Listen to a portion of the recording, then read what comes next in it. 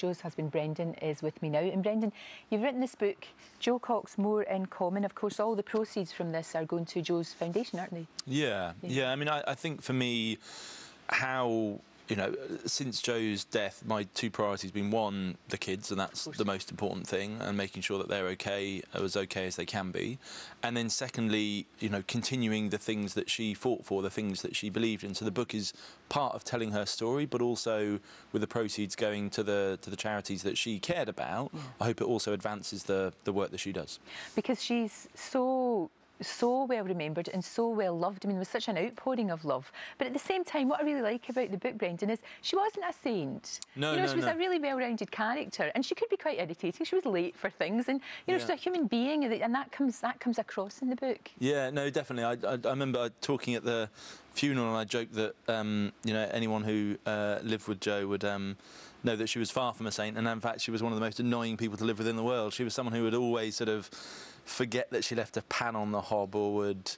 I once got home to the boat and she'd left we live on a boat, and she'd left one of the portholes open. I came in to see my, I think she was about 2 years old at the time, daughter crawling out of the porthole, and just managed to grab her in time. So she had this sort of forgetfulness, which was initially endearing and then very annoying, and then endearing again. You got sort of, she became part of who she was. A remarkable girl. I mean, I didn't realise that she was pregnant with your eldest, who's called Cullen, while you were climbing one of the toughest mountains that you can get, really, while you were climbing in Scotland in Skye. Yeah, Jo was very adventurous. She had a real sort of...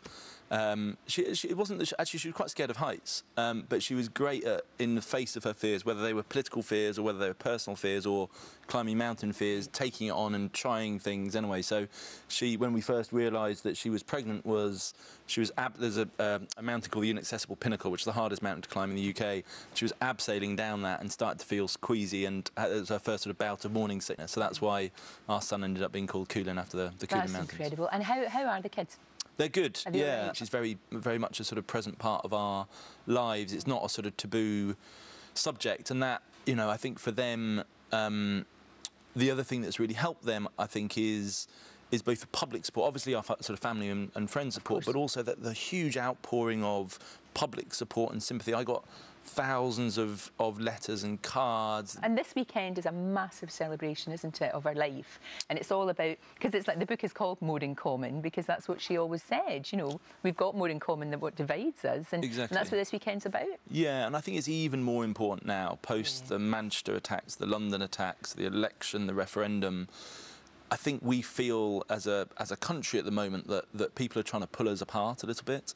And we wanted to make sure that the response to Jo's murder was not to divide communities as was designed, but actually to bring communities together. So the great get-together happening this weekend, I think we've got 118,000 events right across the country, so it's absolutely huge.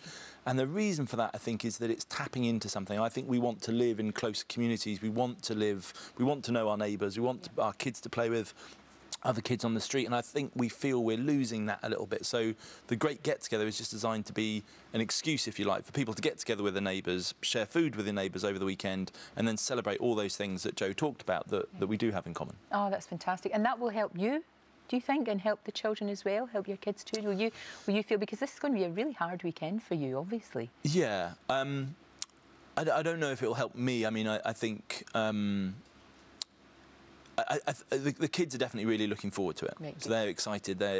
I told them about the great get-together. I told them that millions of people were taking part, and then Layla, who's the younger one, said how they were going to fit on the boat because we're talking about millions of people. So I had to explain that it wasn't just happening on the boat, and it was all over the country. But they're really excited about them. We're going to quite a few, both up in Yorkshire and down in London, and they're just really excited about a party for their mum and remembering who their mum was. She had this warmth with people. She had this supreme empathy, whether it was for lonely people in her constituency, people struggling with jobs, or, you know, refugees fleeing the war in Syria. She could feel people's pain as her own. She's supremely empathetic, and I just want to make sure that following, you know, the fascist, the Nazi that killed Jo, that doesn't prosper, that hatred isn't the response, but actually togetherness and celebrating all of those things that make this an amazing country to live in, that means that the extremists, whether they're far-right fascists or Islamist extremists, will never prosper in our country.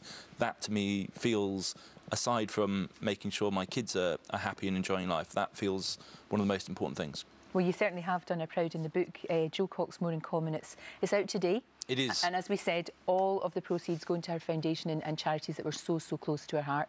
Thank you, Brendan, for coming in. Thank you. I really appreciate it. I know it's not easy for you, but thank you. Thank you very really much. Appreciate it.